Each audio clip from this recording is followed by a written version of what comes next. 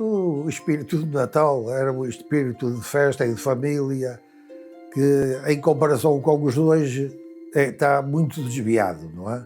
O Natal hoje em dia é bastante diferente e na parte comercial então totalmente diferente. Atualmente a diferença que vai para agora é que agora pensa-se mais em prendas, em forrabodó, do que no Natal em si.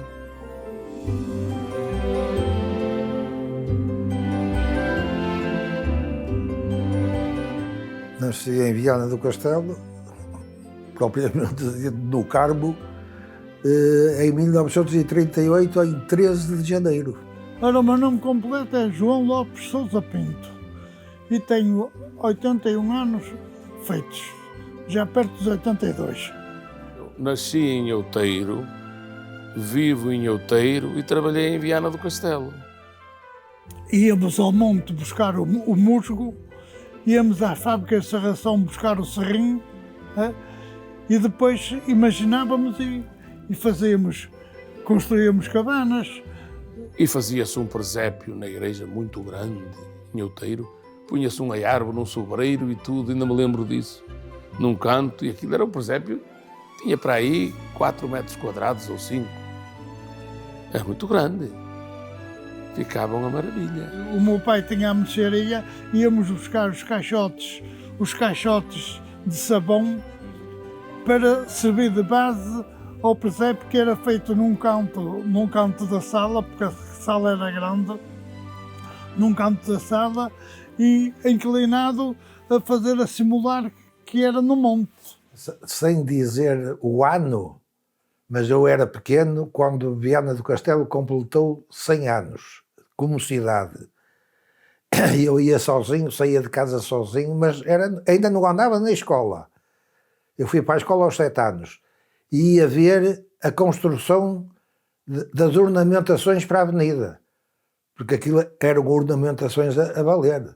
De pequeno, com 6, 7 anos, já ia nestas alturas de festas do Natal e da Páscoa, eu já ia para lá e o meu pai punha-me em cima das ceiras dos figos e eu ficava ali a tomar conta, porque o movimento era muito grande. Naqueles dias, naquela semana que antecedia o Natal, a Páscoa, o movimento dos estabelecimentos era enorme. Fizeram com a base toda em gesso, para ali acima. Eu ia ver aquilo, que era, agora já vai em 170 e não sei quantos. Havia pessoas que, à Praia Norte, ali, aqueles terrenos que cultivavam coisas para o Natal. Agora deixaram de cultivar, que se roubava-los tudo nas vésperas do Natal. No Natal, portanto, as pessoas normalmente vinham buscar o bacalhau. E o bacalhau era um produto de primeira qualidade. Na medida em que nós tínhamos a empresa de pesca de Viana, que tinha um bacalhau muito bom. Diziam até que era o melhor bacalhau de Portugal. Inclusivamente até vinham clientes de outras zonas, quer do distrito, quer fora do distrito, até do Porto, vinham clientes comprar a Viana o bacalhau de cura, chamava-lhe a cura de Viana. Para mim, o pior do Natal era a ceia de Natal, porque a tradição era de tal maneira que tinha que ser batatas cozidas com bacalhau, e eu não gostava. Na nossa casa e nas casas vizinhas aqui da região era o bacalhau cozido com a hortaliça. Em grande parte também havia quem cozesse também o polvo. Ainda me lembro que o primeiro prato era polvo, havia gente que comia polvo à ceia, mas a tradição lá de casa era comê-lo no dia seguinte, polvo.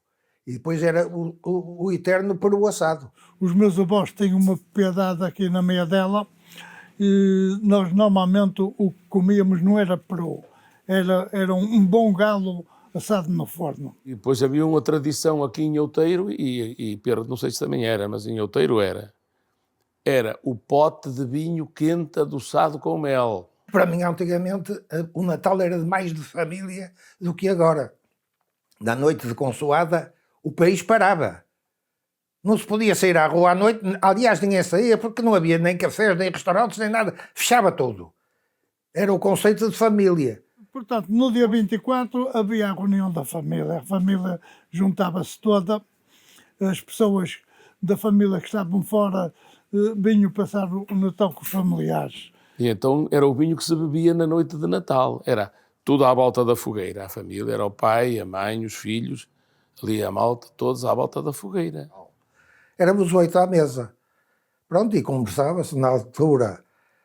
Eu lembro-me que, olha, quase como hoje, discutia-se problemas da Segunda Guerra Mundial, que já estava a correr. O vinho que sobrava, que era vinho adoçado com mel, punha-lhe umas sopas de vinho numas tigelas e metia-se no forno, que era para depois comer no pequeno almoço, ao ouvir da missa, de beijar o menino, da missa do dia de Natal. Ao chegar, comia-se, normalmente eram as sobras, batatas e bacalhau, não sei o que mais, e comia-se a sopinha que vinha, que ficava dentro do forno. Por exemplo, os cremes, arroz doces, etc., quando saía do lume, enchiam lá as travessas e eu ia rapar o tacho, enquanto estava quente. As rabanadas, os bolos de girimum, as filhoses, não me lembro agora. Porque o único doce que eu comia que gostava era já nem sei como é que se chamava. Os mexidos. Mexidos. Punha-me no dia 24, no 24 à noite depois da ceia, e no dia 25 acordávamos todos eufóricos para ir ver o que tínhamos no sapatinho. Isso punha-se o sapatinho lá antes de ir para a coisa e de manhã nem se dormia, não é? Com aquela ansiedade que já se sabia que eram os chocolates do costume. Normalmente naquele tempo, no sapatinho, o que imperava era os chocolates. Latinho, havia mais alguma coisa no sapatinho? Nada. E já era bem bom. Já. É preciso ver que eu estou a contar esta coisa de há 80 anos atrás. Fala-se muito do Natal, mas é de outra maneira, não era como era de antes. É o que eu digo, hoje o Natal, tendo a única coisa de semelhança, é, digamos, é o nome. Chama-se Natal também, que do resto já não tem nada a ver com o antigo, não é? Brincávamos aqui no centro, principalmente no Largo das Amas, que era um centro muito atrativo. Até se jogava a meca, jogava-se a tudo, jogava-se a bola. E era um centro de convívio muito grande, e a rapaziada juntava-se muito ali. E havia à vontade porque não havia carros. Não havia. Quer dizer, havia, mas passava um lá de 8 em 8 dias ali, não é? Não havia televisão, não havia nada. Ainda me lembro quando veio a televisão. Quando apareceram as televisões, só o aparelho que a Casa Ponte na Praça da República mandou vir, pôs aquilo na monta e ia muita gente ver lá para ver como era não era ver televisão, a imagem, para ver como era uma televisão.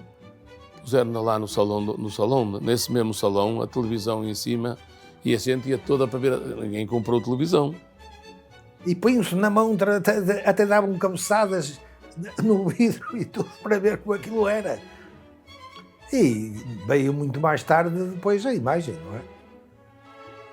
Foram o meu pai e essa gente toda que pagou a eletricidade para ir buscar a perra para ir para o Outeiro, porque não havia eletricidade. Claro que a cidade era totalmente diferente do que é hoje. Depois, no dia que a eletricidade foi ligada, os indivíduos de Viana que vendiam rádios vieram aí e puseram rádios nas casas todas, era tudo no máximo. Era uma festa, porque depois quiseram vender os rádios. E lá em casa ainda tenho esse rádio, lá na casa do meu pai, ainda lá está o rádio que lá ficou. A tradição, efetivamente, era as pessoas encontrarem-se. Havia certas tertúlias que se encontravam, as pessoas das aldeias já tinham uns sítios certos para se encontrarem e também havia uma concentração grande na Praça da República, porque havia o Café Américo e o Café Bar e era um ponto de encontro grande das pessoas. No meio da Praça da República existia a placa e as pessoas concentravam-se ali na placa a conversar e a contar histórias da vida e da família e tudo isso. Qualquer pessoa que se queria encontrar em Viana marcava o ponto de referência era a Praça da República, ou nos cafés ou no centro da Praça da República, que nós chamávamos a placa.